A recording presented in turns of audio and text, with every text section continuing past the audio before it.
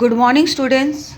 Today in Social Studies, we will be doing Chapter 3 Weather and Climate, and the topic is exercises C and D.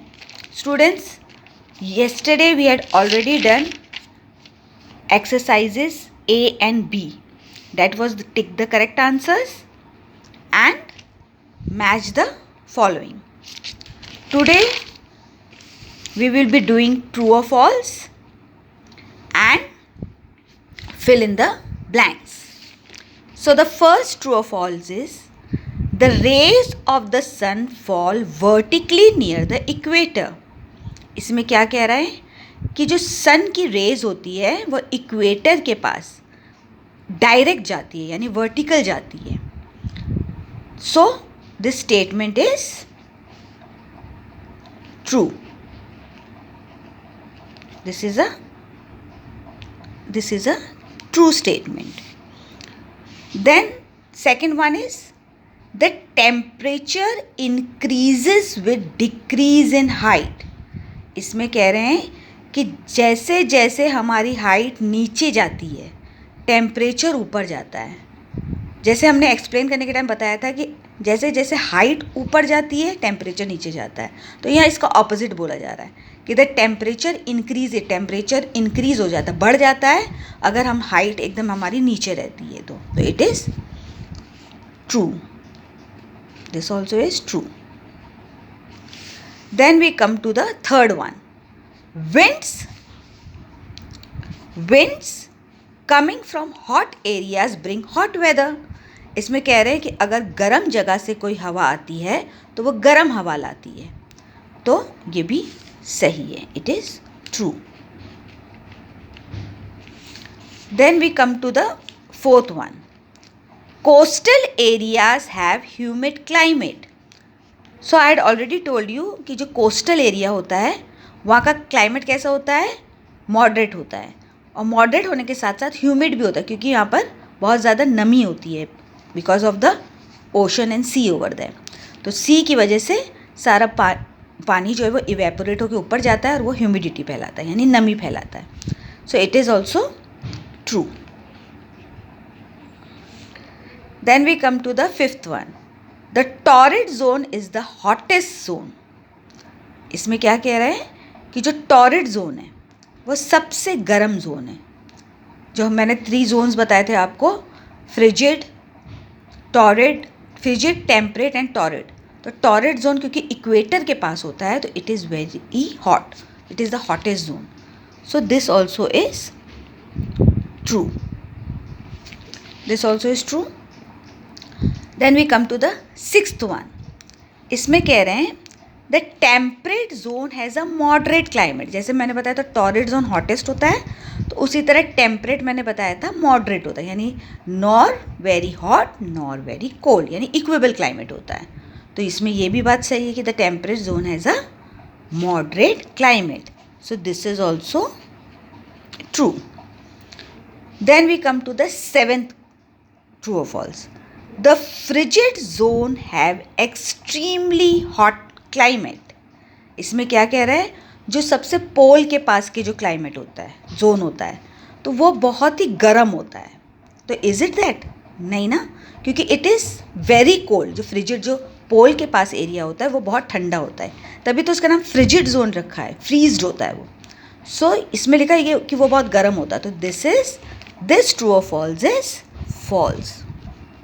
So in this chapter the true और false all are true statements and the last one is false statement. Now we come to the students will come to the fill in the blanks. Here words are given in the box and you have to put on the correct words. So the first one is the climate.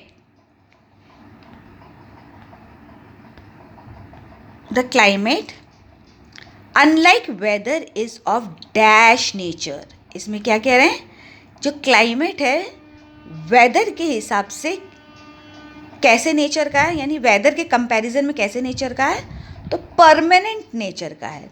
Weather temporary होता है ना, hour to hour, minute to minute, second to second वो change होता रहता है, लेकिन climate ऐसा नहीं होता है, वो 3 महीने 4 महीने एक ही जैसा रहता है, सो वो परमानेंट रहता है. So here the answer will be permanent.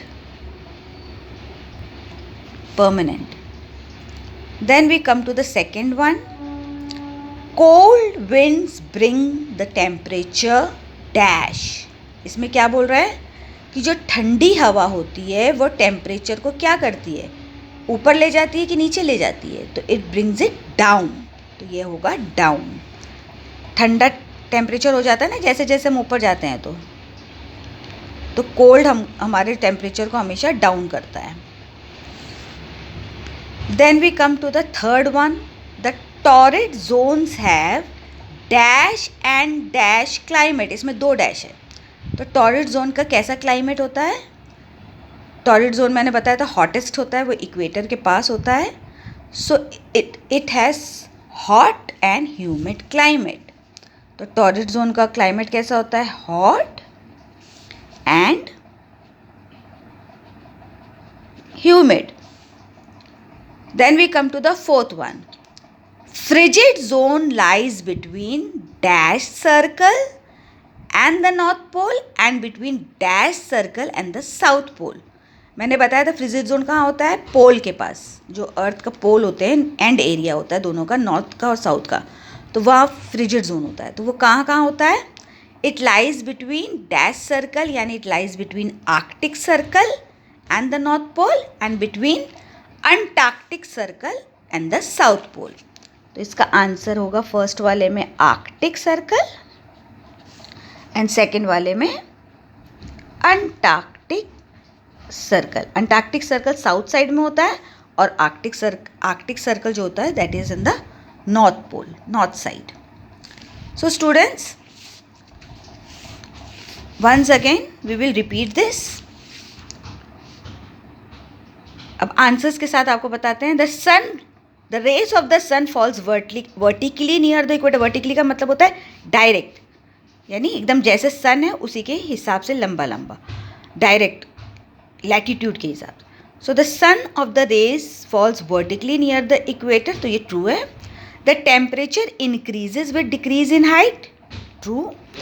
Winds coming from hot areas bring hot weather. True. Coastal areas have humid climate. True. The torrid zone is the hottest zone. True. The temperate zone has a moderate climate. True. The frigid zone have extremely hot climate. That is false. Then Phillips. The climate unlike weather is of permanent nature. Climate permanent होता है और weather जो होता है वो temporary होता है. Cold winds bring the temperature down. Cold winds temperature को नीचे लाते हैं, डाउन करते हैं. टॉरिड जोन है hot and humid climate. Frigid zone lies between Arctic circle and the north pole, मतलब नॉर्थ पोल के पास आर्कटिक सर्कल में होता है, and between Antarctic circle and the south pole. ये साउथ पोल में होता है अंटार्कटिक सर्कल. So students,